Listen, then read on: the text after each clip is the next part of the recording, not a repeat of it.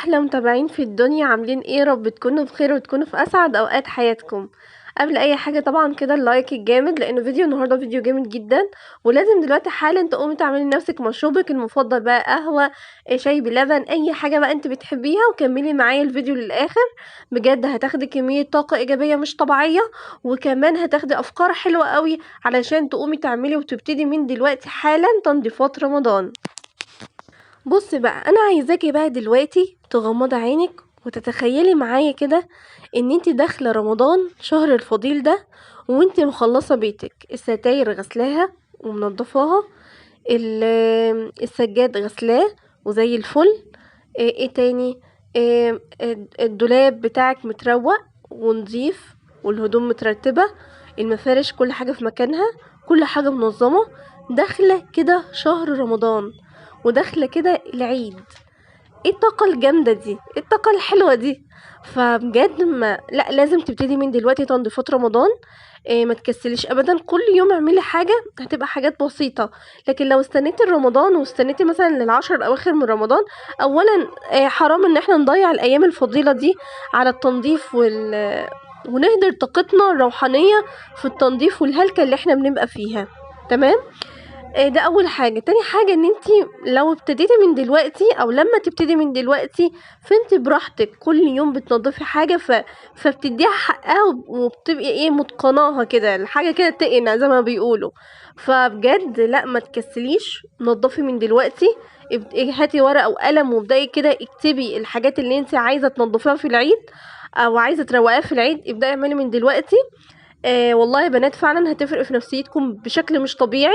ابدأوا معايا كده واحدة واحدة. انا دلوقتي ابتديت اوضه النوم بتاعتي، خلصت البرقع. يعني البرقع نضفته جدا وهوريه لكم، استنوا لاخر الفيديو وشوفوا الاوضه بقت عامله ازاي. البرقع نضفته، الستاره غسلتها خليتها زي الفل. الدولاب كمان زي ما شفتوا في اول الفيديو، بدات امسك رف كده وارتبه كويس جدا، وامسح الدولاب من جوه واظبطه واخليه زي الفل. خليت الدولاب بتاعي فعلا منظم جدا جدا. وركزي برضو لاخر الفيديو، هتلاقي برضو شكل الضرفه الاخيره اللي انا ما وريتها لكمش في البدايه، هتشوفوها في النهايه عامله ازاي. بجد تحفه. مسكت السجاده كمان بتاعت اوضه النوم، دعكتها خليتها زي الفل. فكل حاجه في اوضه النوم عندي خلاص انا ظبطتها وخليتها تمام التمام. الادراج عندي كل الكراكيب رميتها ومظبطاها. لا يعني خلاص الحمد لله، هم ونزاح مني حاجه وراحت مني. وزي ما قلت لكم في الفيديو اللي فات، حاولي تشوفي ايه الحاجه اللي مسببه لك عبء نفسي وابدأي بيها. بجد يا بنات هتفرق جدا جدا في نفسيتك وفي طاقتك. حاولي ان انت تدخلي رمضان السنه دي بطاقه جديده غير طاقه كل سنه. مش عايزين نكركب الدنيا على نفسنا زي كل سنه، لا ابدأي من بدري. يعني انا اول مره واول سنه بجد ابتدي من بدري، فحاسه ان انا يعني فاهمين فرحانه قوي، منشكحه قوي. سعيده جدا ان انا هبتدي من دلوقتي تنظيفات رمضان. ولما خلصت من اوضه النوم زي ما قلت لكم، لا حاسه بجد ان هي فرقت معايا جامد في نفسيتي واعصابي. حاسه ان شاء الله ان شاء الله ربنا هيجعل رمضان السنه دي رمضان مختلف بالنسبه لي. مش عايزين نضيعوا بنات في التنظيفات والحاجات دي. عايزاكم تتابعوا الدكتوره اسمها سلوى النقيب. يعني هي اسمها كده على اليوتيوب، سلوى النقيب. حلوه قوي، يعني هي برضو اللي شجعتني ان انا اعمل حاجه زي كده. ان رمضان، اكتبي افكارك عن رمضان، ايه الفكره اللي انت اخداها عن رمضان، ايه الطاقه اللي انت كل سنه بتدخليها برمضان. فحاولي السنه دي لا تشوفي كده. يعني احنا مثلا بندخل رمضان اول اسبوع عندنا همه للعباده، وعايزين نقرا قران وعايزين نصلي وعايزين. هو اسبوع بالظبط، وبعد كده الطاقه دي بتلاقيها بتخلص، وبنقضي الايام رمضان زي اي ايام تانية. وده مش صح، لان الايام في رمضان مش اليوم بيعدي، المفروض يعني نستغل حسن الاستغلال، ما يضيعش مننا خالص. فحاولي ان انت كده تفكري الطاقه الحلوه اللي انت تدخلي بيها رمضان. مفيش احسن من طاقه النظافه بصراحه يعني. بجد لو انت وصلت لغايه هنا ما تنسيش تحط اللايك بتاعك. انا الفيديوهات بتاعتي الحمد لله مشاهدتها عاليه، بس اللايكات بالنسبه للمشاهدات مفيش وجه مقارنه. فانت بجد لو انت بتسمعيني وبتكملي الفيديو للاخر، بالله عليكي حطي اللايك عشان تشجعيني وعشان يوصل لاكبر عدد من الناس. لان حابه بجد ان كل الناس تستفيد، وحابه ان الناس تتشجع. كل اي ست اي بنت السنه دي ان شاء الله باذن الله يكون كده عندها طاقه للنظافه وطاقه كده جديده ندخل بيها ان شاء الله الشهر الفضيل. ففضلا وليس امرا حط اللايك الجامد بتاعك علشان تشجعيني. ويلا بقى دلوقتي انت لو عندك شويه مواعين وكسلانه وسعانه وبردانه ومش قادره تقومي تعملي حاجه، لا قومي تنشطي. مجرد بس ما انت تقومي تتحركي هتدفي. بس لازم ان انت بيتك عموما يكون نظيف ويكون زي الفل. وبصوا يا بنات، من اهم ميزات التنظيفات العميقه في الوقت ده ان انت لما يجي عليكي الشهر الفضيل هتقولي لي يعني مثلا البيت مش هيتكركب. لا هيتكركب، وطبيعي انه يتكركب بعد ما يتنضف على طول كمان. بس كركبه عن كركبه تفرق، كركبه والبيت نظيف اصلا فدي حاجه كويسه عادي، هتروقي الدنيا هتبقى تمام. لكن سجاد مش نظيف، ستاير مش نظيفه، دي من اللي هي المشكله. هتيجي في الاخر وهتتزنقي. وبعدين برضو عايزين ايه؟ يعني انت عارفه لما بتيجي بقى في اخر رمضان وتتزنقي، في ناس مثلا بتضطر انها تلم السجاد بتاعها وتنزله اي مغسله.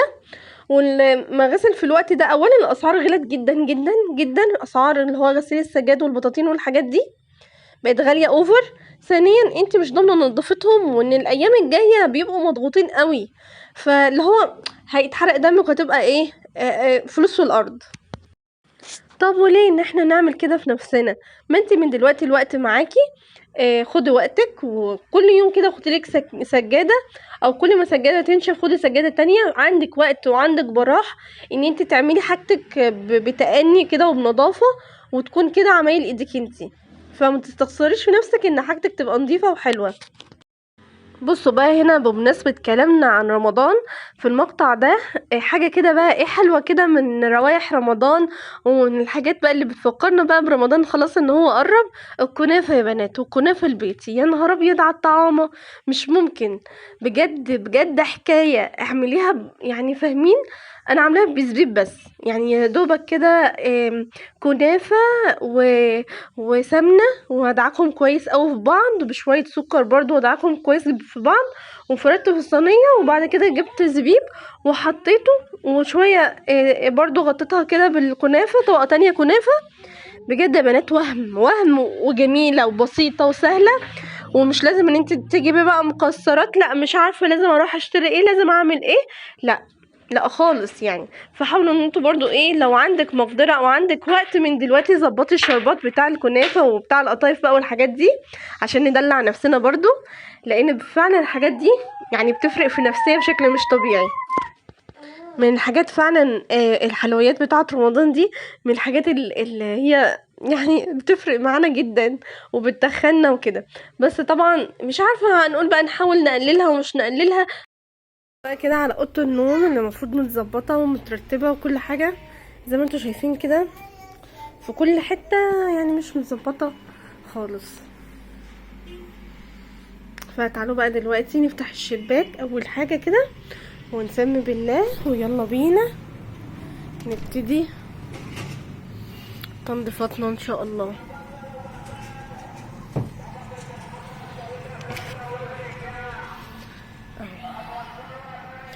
قبل ما ابدا تنظيفات او قبل ما تبداي اي من التنظيفات لازم اول حاجه تعمليها ان انتي كل حاجه ترجع مكانها، ننظف كل حاجه وكل حاجه بالظبط ترجع مكانها قبل ما تبداي تنظيف ونفض والستاره ان انا ارجع تاني.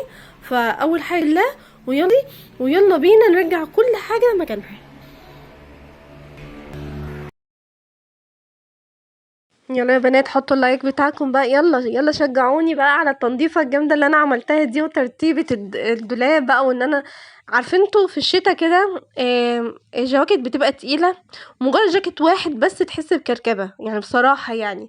فما بالك مثلا بقى كل افراد الاسره يقلعوا الجواكت بتاعتهم ويرموها، ومثلا حد بينزل في اليوم كذا مره، تلاقي مثلا جوزك بينزل في اليوم كذا مره كل مره بجاكيت شكل ويطلع ويرمي. فانتوا متخيلين كميه الكركبه اللي انا فيها؟ هنا واقفه بكلم نفسي بقول ايه ده اللي انا فيه ده.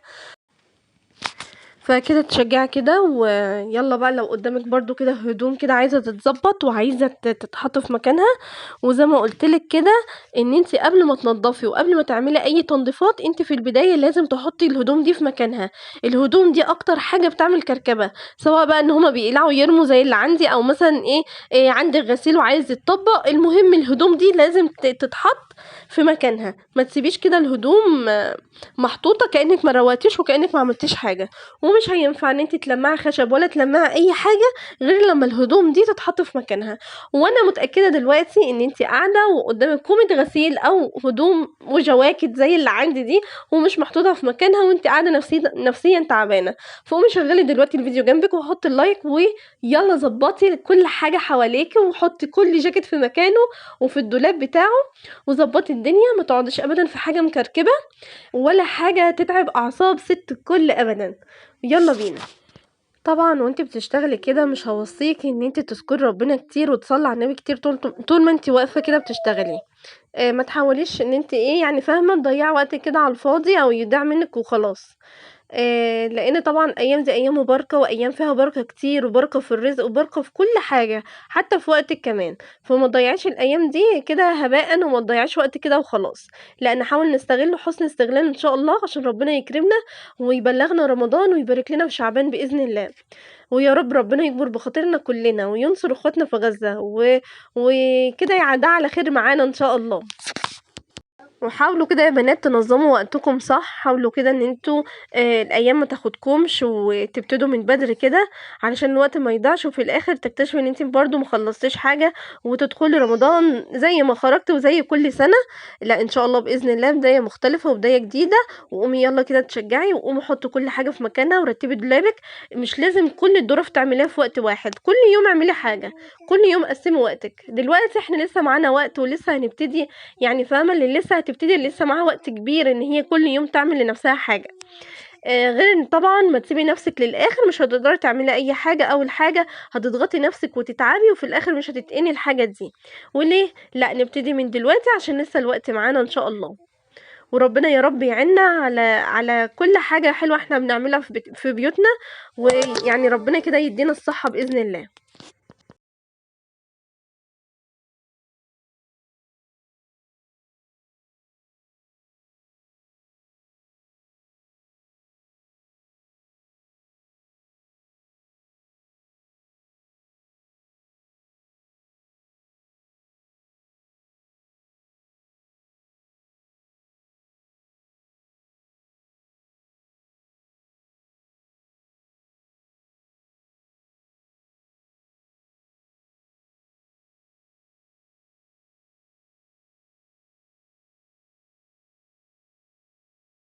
خلاص بقى هنا يا بنات حطينا كل حاجة مكانها ورتبنا الجواكت ورتبنا كل الهدوم اللي موجودة وكل حاجة فعلا اتحطت في مكانها الصح. نبتدي بقى ننضف بقى كده على رواقة.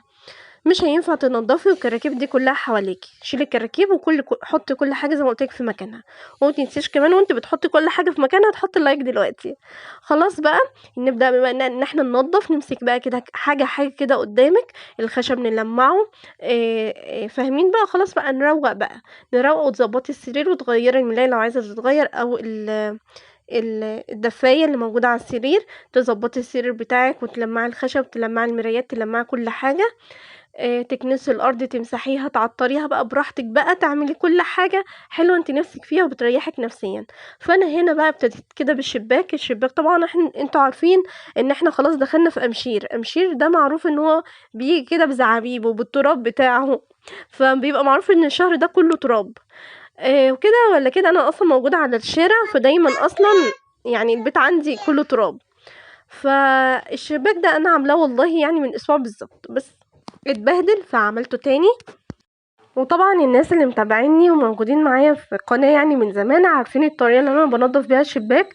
عملتها في كذا فيديو قبل كده، ان انا بجيب بخاخة بحط مثلا فيها اي حاجة عندي بقى، يعني مثلا اوكسي، جل مثلا، حتى يا ستي اوكسي اللي هو بتاع المواعين، وشويه خل وميه بس كده، او اي معطر عندك عايزه تضيفي يعني فريده مثلا اي حاجه، حطي في البخاخه دي واعملي بيها اي حاجه وكل حاجه.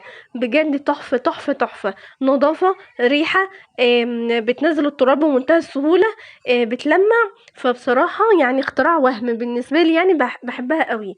فبتنضف لي كده الشباك، ودايما كده احس ان هو بقى بعدها كده يعني ايه بيدخل ريحه حلوه قوي. فمن الحاجات بصراحه اللي هي منجزه معايا، وفي نفس الوقت بتنضف بشكل كويس قوي.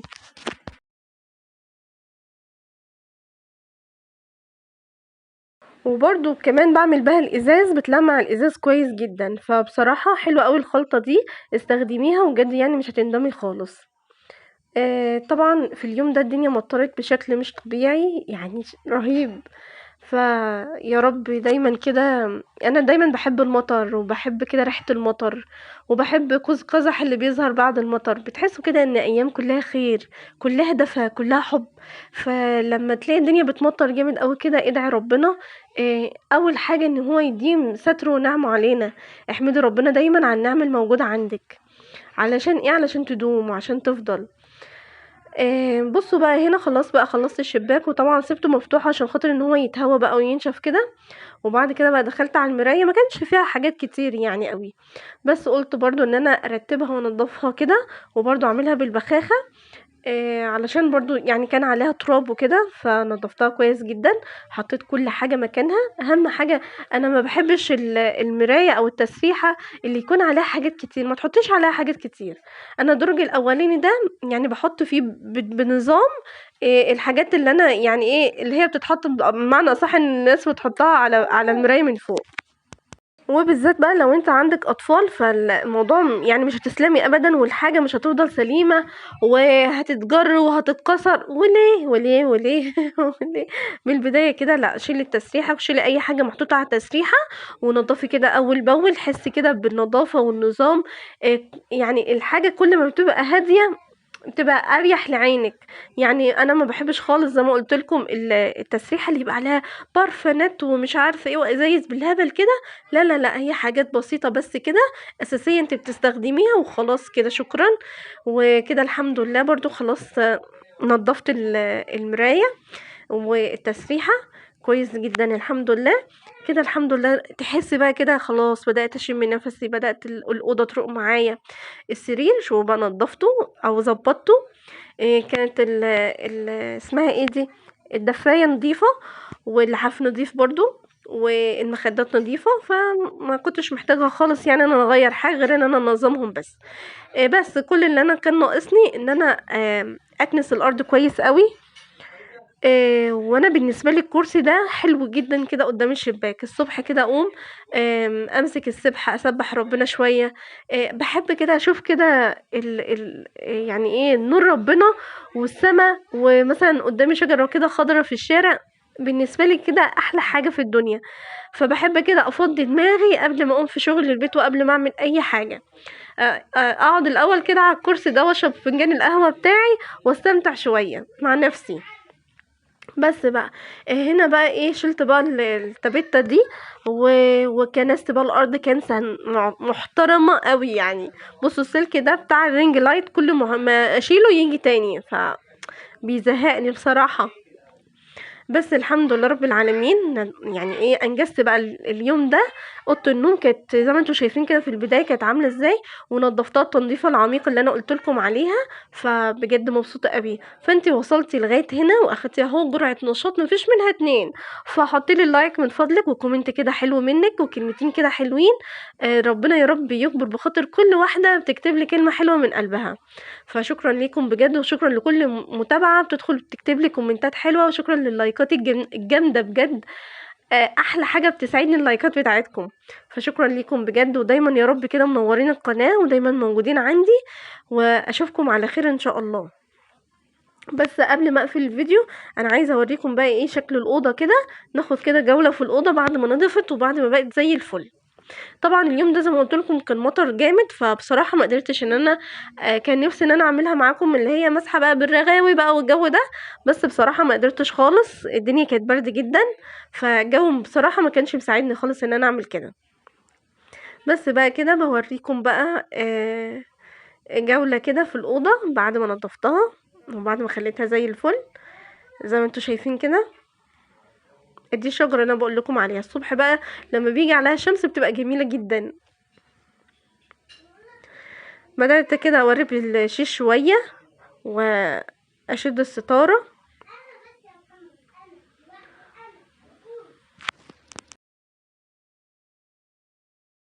احساس رهيب بجد. انا خلص من عند المعطر، عايزه اشتري معطر ان شاء الله، لان رشه المعطر في الاخر. بصوا بقى الستاره بقت حكايه. بعد بصوا ارجعوا بقى للفيديوهين اللي فاتوا وشوفوا الستاره دي كانت عامله ازاي. يعني تقولوا استحاله ان هي تنضف، بس الحمد لله غسلتها ونضفتها. بصوا رجعت جديده تاني يعني الحمد لله. فابدأي من دلوقتي تنظيفات رمضان، نضفي البرائع بتاعتك ونضفي الستاير بتاعتك، نزليها واغسليها وخليها زي الفل، علشان ان شاء الله كده تدخلي رمضان بروح جديدة وطاقة جديدة وحياة كده تكون كلها حب وكلها دفى وكلها طاقة، كلها استجابة دعاء. بصوا بقى الدولاب اللي انا وريته لكم في الاول كان مفركش، نظمته ازاي وحطيت كل حاجة مكانها. فالحمد لله رب العالمين. يعني انا الحمد لله مبسوطة بنفسي، لان انا اول مرة اعمل كده بصراحة. انا مش متعودة على كده يعني مش متعودة على النظام ده. بس كده فانتي خلاص كده دي نهاية الفيديو. فانتي لو وصلت لغاية هنا متنسيش بقى اللايك الجميل بتاعك وشجعيني كده بكلمة حلوة. وشكرا ليكم وشكرا للناس اللي هي موجودة عندي في القناة وشكرا لمتابعتكم، واشوفكم على خير ان شاء الله فيديو جديد. وكل سنة وانتم طيبين واستغلوا الايام الحلوة دي. اشوفكم على خير ان شاء الله فيديو جديد وروتين جديد. باي باي.